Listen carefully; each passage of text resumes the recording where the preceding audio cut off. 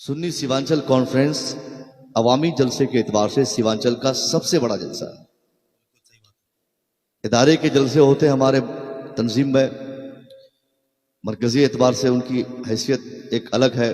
दारुल मोहम्मदिया अरबी कॉलेज पूर्णिया में, इधर कदम रसूल किशनगंज में, सब इदारे के जलसे हैं। मगर अवामी सतह पर जो सबसे बड़ा जलसा सीमांचल में होता है पिछले कई सालों से, जहां तक मैं समझ पा रहा हूं, वो सुन्नी सीमांचल कॉन्फ्रेंस है। हजारों नहीं लाखों की तादाद में पैसे खर्च होते हैं, लाखों के पैसे, खतीर रकम जिसे बोलते हैं, वो खर्च होते हैं। मगर इसके बावजूद जलसे के जो जिम्मेदारान, जो कमेटी के अफराद हैं, अगर मैं मेंबर रसूल पर बहैसियत खतीब अपना हक अदा करना चाहूँ तो उनसे मुअद्दबाना यही मैं गुजारिश करूंगा कि आपको सिर्फ लाइटिंग माइकिंग उलमा के इंतखाब का ही अक्ल है या फिर और भी कोई बात आप जानते हैं? एक भी शख्स कमेटी के नहीं है एक यहां पे, मुझे यकीन है नहीं होंगे वो। बिल्कुल। भाई साहब, आपने कितनी मेहनत से जलसा किया है, कहां कहां चंदा आपने वसूला है। 10-10 रुपया के लिए मुमकिन है आपको 1-1 घंटा तक दरवाजों पर खड़ा रहना हुआ होगा।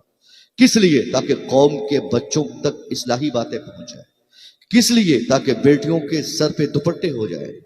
किस लिए? ताकि हमारी कौम में एजुकेशन आ जाए, तालीम आ जाए। इन सारी चीजों के साथ साथ हमारे बच्चों का अकीदा, ईमान, ये सब सलामत रहे।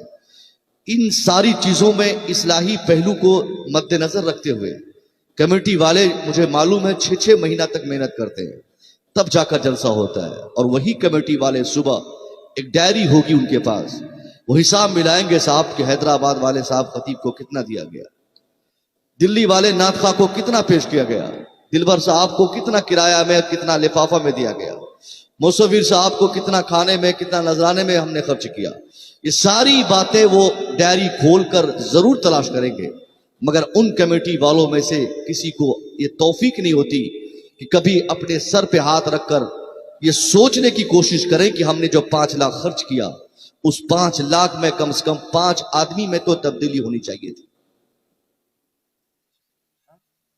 5 आदमी तो बदलना चाहिए था। बहुत अच्छे, बहुत अच्छे। मगर इसके लिए तैयारी नहीं है हमारे पास। हमारे पास कोई लेखा जोखा नहीं, कोई मुहासबा नहीं, कोई अकाउंटेबिलिटी नहीं है, कोई इसका, हमारे पास जज्बा ही नहीं है कि हम जलसे के बाद इसका मुहासबा करें कि हमारे समाज में 1 साल के जलसे के बाद दूसरे जलसा आने से पहले कितना बदलाव हुआ। गाड़ी मेरी आ रही थी, तकरीबन आधे घंटे से ज्यादा हमने अपनी बहनों और अपनी माँ बेटियों की वजह से हमारी गाड़ी हमें रोकनी पड़ी। और उस पीरियड में मैंने देखा कि हमारी बेटियां, अल्लाह की कसम, जिन कपड़ों को वो पहनकर जलसों में आया करती हैं, आम तौर पर वो कपड़ा पहन के एक आदमी नुमाइश में भी नहीं जाता है। एक बेटी की शिरकत जलसे में होती है ना, अल्लाह अल्लाह, 50 बेटों का जलसा खराब होता है। बिल्कुल। अगर कमेटी के किसी एक फर्द की ये जिम्मेदारी नहीं तो क्या मौलाना साहब की जिम्मेदारी है? हमारी बच्चों को पर्दा कौन प्रोवाइड करेगा? इनके आने जाने के टाइम पे रास्ते में कौन आदमी खड़ा करवाएगा?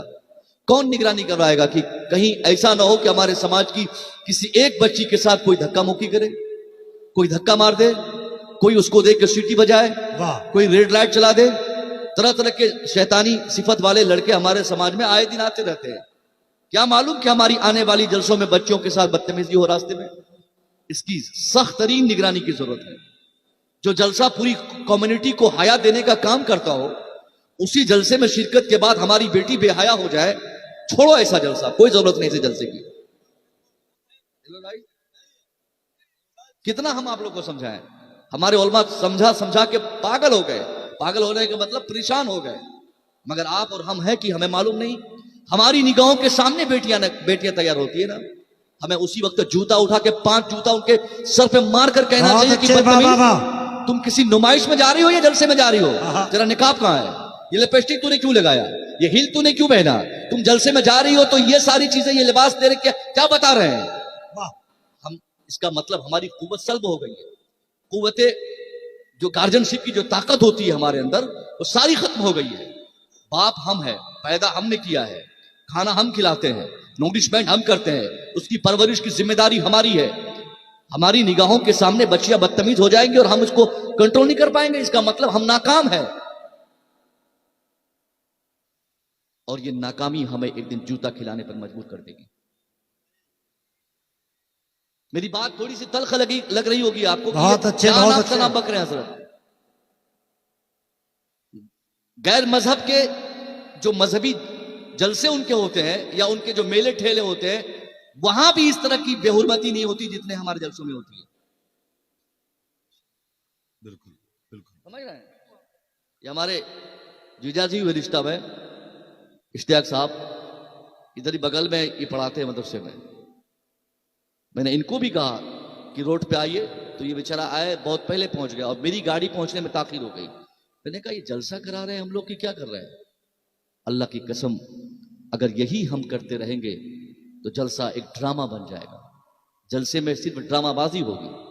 हर आने वाला खतीब आस्तीन चढ़ाकर अपनी तकरीर को तरजीह दिलाने के लिए हम पहले बोलेंगे, तुम पहले बोलोगे, हम बहुत बड़ा मटेरियल लेके आए हैं, हम फोड़ेंगे, वहां पे जाके बताएंगे, वो बता देंगे तो पैगाम चला जाएगा। साहब, सबकी ये कोशिश होती है, मगर सब होने के बाद भी इसका अमल हमारी जिंदगी में हम क्यों नहीं देख पा रहे हैं?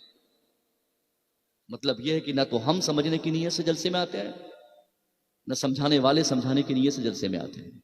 सबका अपना अपना आन रहता है, सबकी अपनी अपनी शान रहती है, जिसको लोग स्थापित करने के लिए इस धरती पर, ये जमीन पर दिखाने के लिए लोग आस्तीन चढ़ाते हैं।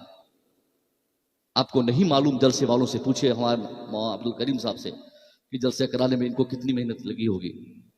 6 महीने से मैं इनके संपर्क में हूं, 6 महीने से। कभी फोन जाए कि दिलबर साहब का फोन नहीं लग रहा है, कभी फोन जाए कि फलाने साहब का फोन नहीं लग रहा है, कभी बोले कि साहब महबूब जफर साहब कब आ रहे हैं।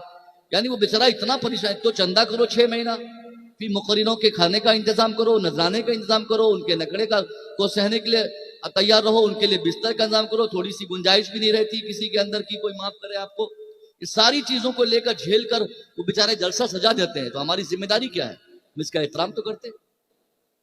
आइंदा जलसों में आप आने से पहले अपनी बेटियों को ताले बांध दें, घर में बंद कर दे, उसको पांव में बेड़ियां डाल दें उसके। क्या बात है, वाह।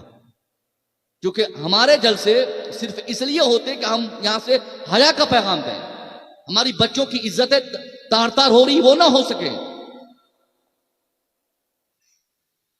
आइंदा अगर लड़कियों को जलसे की जरूरत हो, उसके लिए सेपरेट जलसा का इंतजाम किया जाए। इसके तरीके हैं हमारे समाज में। और लड़कियों के जलसों में एक भी लड़कों की गुंजाइश तक ना हो पहुंचने की, या अगर जेंट्स जलसे में ही वो शरीक हो रही हैं तो मुकम्मल उनके लिए आने का रास्ता अलग हो, जाने का रास्ता अलग हो। उनके रास्ते में ना लड़के जाएं, ना लड़कों के रास्ते में लड़कियां जाएं।